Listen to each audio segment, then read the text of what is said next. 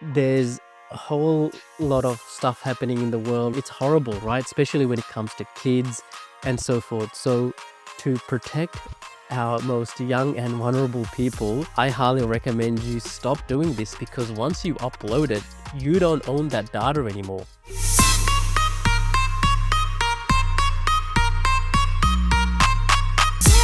Hey everyone, it's Opa here for another video where I talk about health, wealth, and happiness.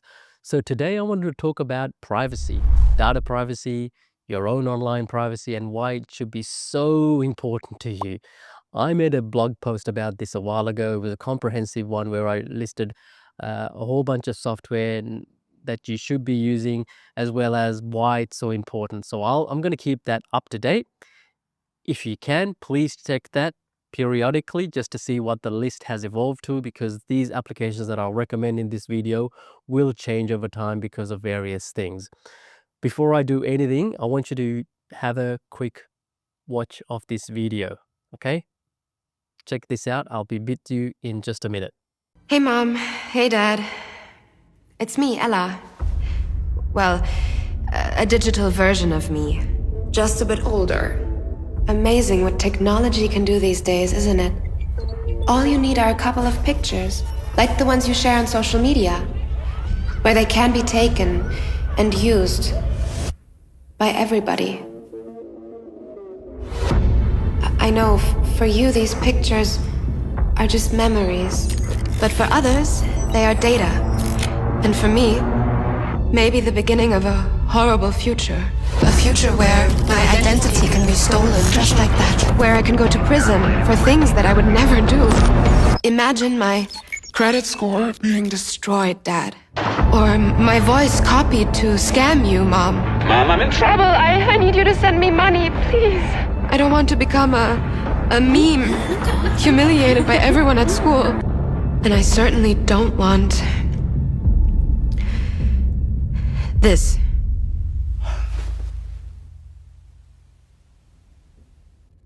What you share online is like a digital footprint that will follow me around for the rest of my life.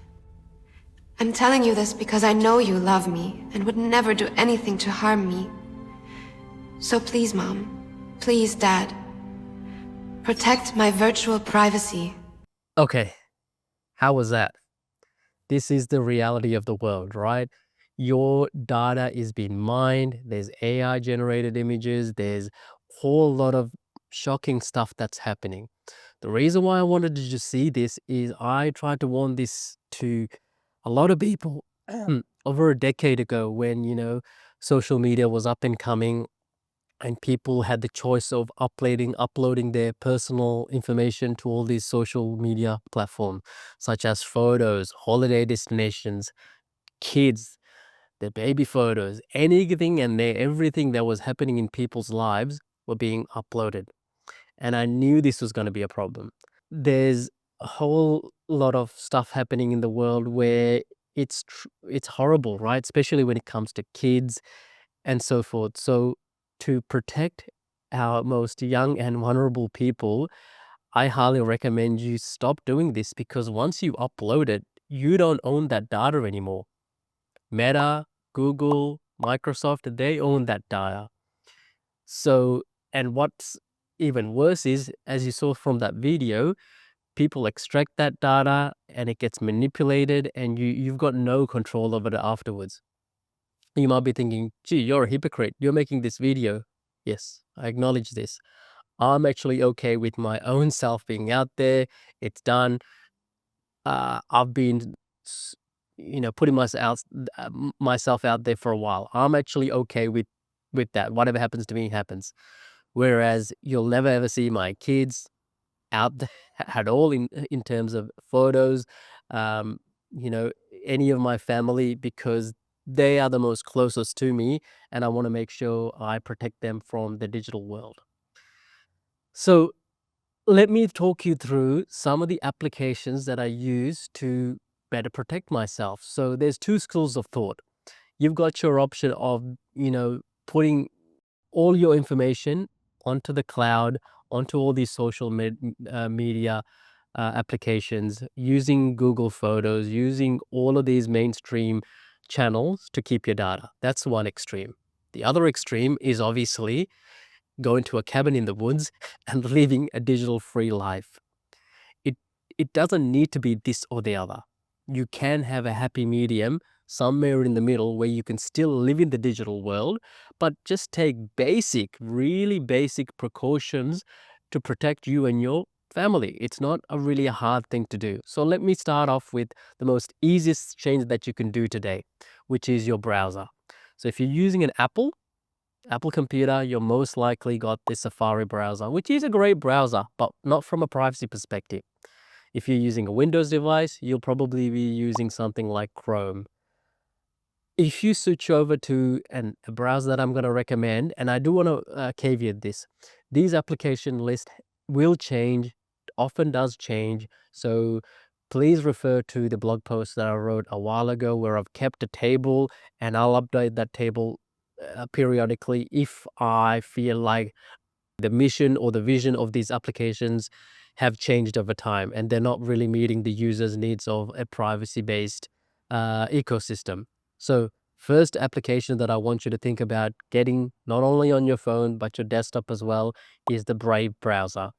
And out of the box, the Brave browser is built on what's known as a Chromium framework, which is exactly the same as uh, Chrome, but it's privacy based. So you get a lot more, cooking, blocking all these cookies and tracking out of the box. It's actually quite good without any configuration. What's more, because it's been built on the Chromium infrastructure, you can install Chrome extensions. So you're not really losing out on anything. So that's number one. Change your browser. Number two, messaging apps. So we all use some sort of messaging apps to keep in touch with our friends and family and colleagues. What's the one that you use? Let me have a guess. WhatsApp? Why do you think Mark Zuckerberg spent $19 billion paying for WhatsApp? Have a guess. $19 billion he spent. The reason why he spent $19 billion is he knew he can make that back with all the data mining he does. So I don't know if you've, if this has happened to you, you're having a private conversation inside your own house, maybe with your spouse going, hey, I wouldn't mind buying a new drill or a new bed or new something, some sort of gadget. And within 24 hours, you're seeing ads for that on Facebook, Instagram, and Threads. Why is this happening? Because WhatsApp is a data mining machine. So there's an old adage saying, if you're not paying for something or if you don't know what the product is, you are the product. That's the reason why Mark was so comfortable in paying $19 billion for an application, because there's data mining going on, whether you like it or not. Sure, it does have end-to-end encryption, but there's a whole lot of metadata that's not restricted in any way. They know what's going on by combining your metadata with a whole lot of other data that's available. This is a huge business, right? Huge business. So don't be fooled. If you can, there are better alternatives out there. And the alternative that I prefer is an application called Signal. Works just like WhatsApp, but there's no data mining going on. Okay, you can send instant messages, videos, photos, you can call people, you can have groups. And thank you to all my friends who have swapped over for my benefit and hopefully their benefit as well, right? At least, someone else is not getting their data. We can talk about anything that we want. We're not talking about anything private, but I don't want other people having my data. Do you get what I mean? If I want to talk about politics or what they ate last night, or did they have bowel movements after going to Mexican or Indian with the group the other day, I want to be able to talk, discuss that with my mates and not worry about that going into a third party, right? This is just everyday normal stuff that we as humans should be allowed to have, which is being anonymous and having our own privacy intact. So we've covered the browser, we've covered the messaging apps. The third one I want to recommend is what's known as a VPN. VPN is known as virtual private network, right? And what it is think of this as your internet. Think of this as your internet service provider. Every time you do a search, it routes through your internet service provider, and then it allows you to sort of go into different places. What I recommend is, apologies that the camera died, but I'm going to continue with this. Hopefully we'll keep going.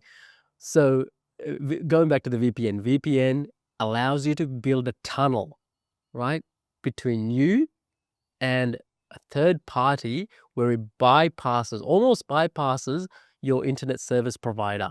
So all your searches, again, we're not doing anything nefarious, but you want to be able to browse the net, do all your research in private. It's a simple ask. It really is a simple ask. You should be able to do that.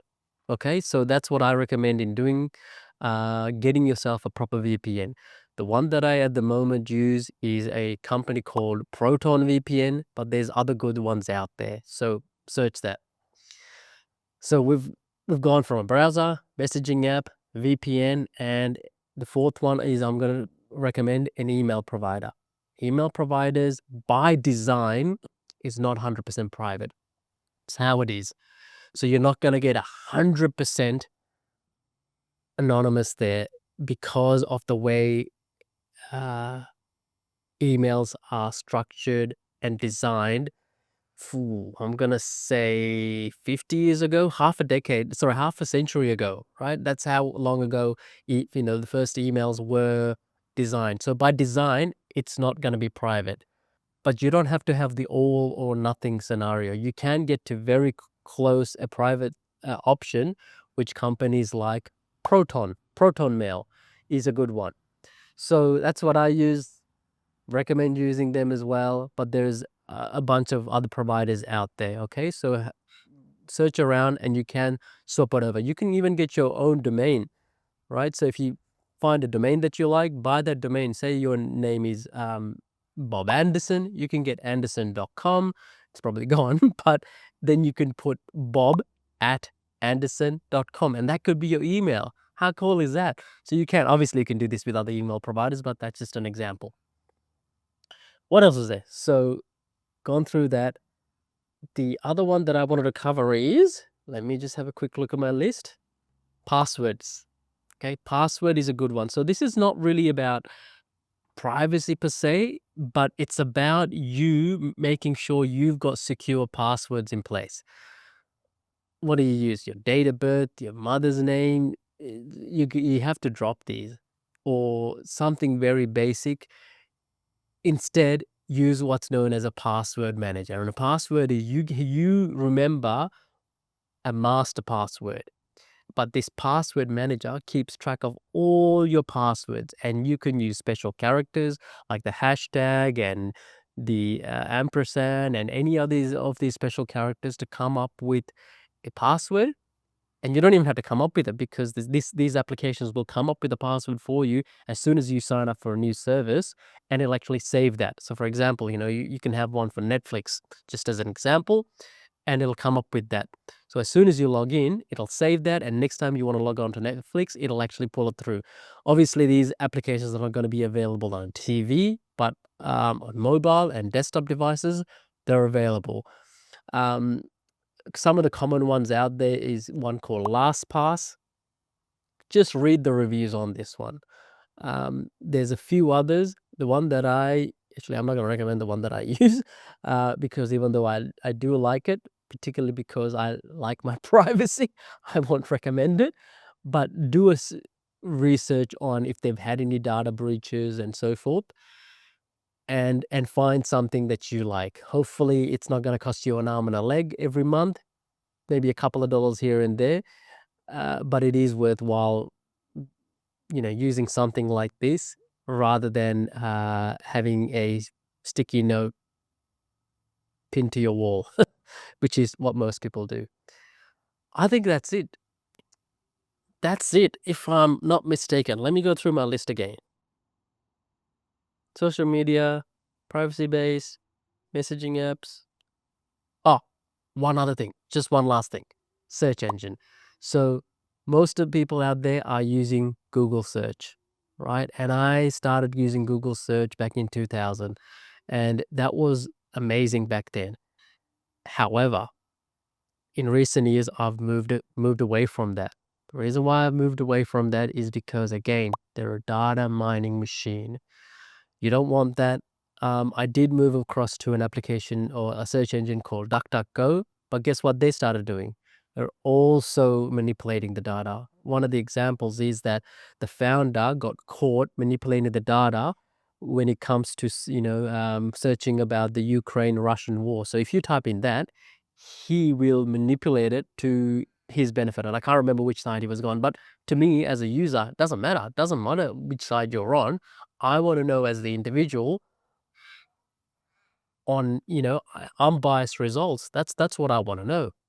Whereas obviously Google do that now. Sadly, DuckDuckGo do that as well. So I've switched over to a search engine called. Remember the Brave browser that I talked about earlier?